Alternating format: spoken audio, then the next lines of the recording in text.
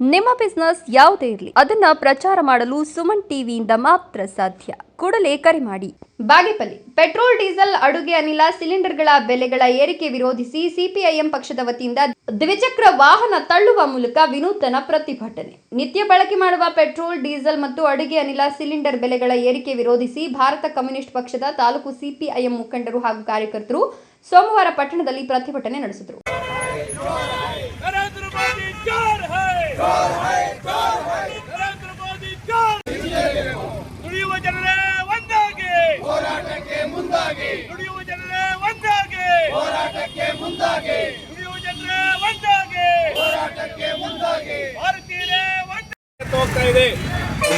ಇವತ್ತು ಇರಾನ್ ಮೇಲೆ ಯುದ್ಧ ಮಾಡಿದ ಅಮೆರಿಕ, ಇಸ್ರೇಲ್.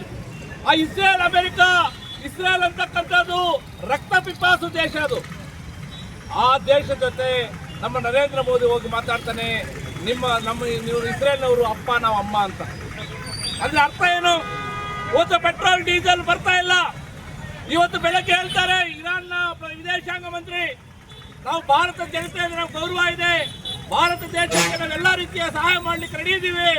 ಆದ್ರೆ ಅಮೆರಿಕದ ಟ್ರಂಪ್ ಮಾತು ಕೇಳಿ ನರೇಂದ್ರ ಮೋದಿ ನಮ್ಮ ಹತ್ರ ತೈಲವನ್ನು ಕೊಂಡ್ಕೊಳ್ಳಿಕ್ಕೆ ಬರ್ತಾ ಇಲ್ಲ ಅಂತ ಹೇಳ್ತಾ ಇದ್ದಾರೆ.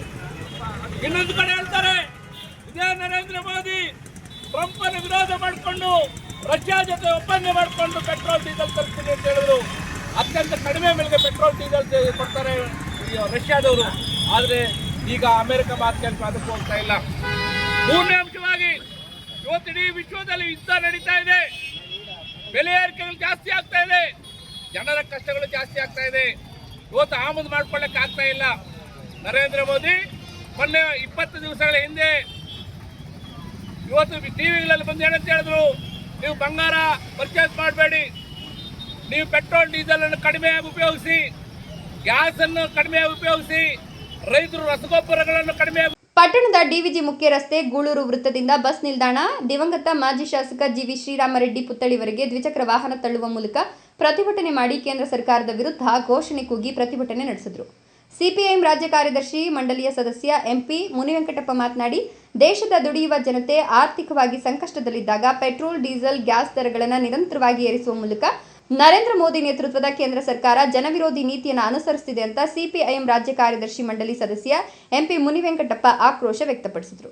ಕೊಲ್ಲಿ ರಾಷ್ಟ್ರಗಳ ಮಧ್ಯೆ ಯುದ್ಧದ ನೆಪವೊಡ್ಡಿ ಪೆಟ್ರೋಲ್ ಡೀಸೆಲ್ ಮತ್ತು ಅಡುಗೆ ಅನಿಲ ಸಿಲಿಂಡರ್ ಬೆಲೆ ಏರಿಸಿ ಕೇಂದ್ರ ಸರ್ಕಾರ ದೇಶದ ಜನರನ್ನ ಆರ್ಥಿಕ ಸಂಕಷ್ಟಕ್ಕೀಡು ಮಾಡಿದೆ ಅಂತ ಖಂಡಿಸಿದರು. 5 ರಾಜ್ಯಗಳ ಚುನಾವಣೆಯ ಮೊದಲು ಇಂಧನಗಳ ದಾಸ್ತಾನು ಕೊರತೆ ಇಲ್ಲ, ಕೊಲ್ಲಿ ಯುದ್ಧದಿಂದ ದೇಶದಲ್ಲಿ ತೈಲ ಬಿಕ್ಕಟ್ಟು ಉಂಟಾಗದು ಅಂತ ಹೇಳಿದ್ದ ದೇಶದ ಪ್ರಧಾನಿ ಚುನಾವಣೆಗಳ ಫಲಿತಾಂಶದ ನಂತರ ಇಂಧನಗಳ ಬೆಲೆ ಏರಿಸಿ ವಿದೇಶಕ್ಕೆ ತೆರಳಿದ್ದು ಗಾಯದ ಮೇಲೆ ಬರೆ ಎಳೆದಂತಾಗಿದೆ ಅಂತ ಕಿಡಿಕಾರಿದರು.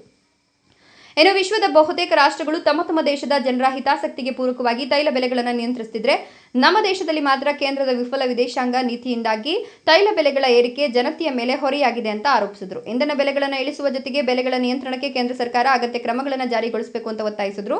ಈ ಸಂದರ್ಭದಲ್ಲಿ ಸಿಪಿಐ ಮುಖಂಡರಾದ Raghuramareddy, Valmiki Ashwathappa, Chennarayappa, G Krishnappa, DT Muniswamy, SFI ಮುಖಂಡ ಸೋಮಶೇಖರ್, ರಾಮಾಂಜಿ ಹಾಗೂ ಇತರರು ಹಾಜರಿದ್ದರು. ಗಣೇಶ್ ಆರ್, ಬಾಗೇಪಲ್ಲಿ.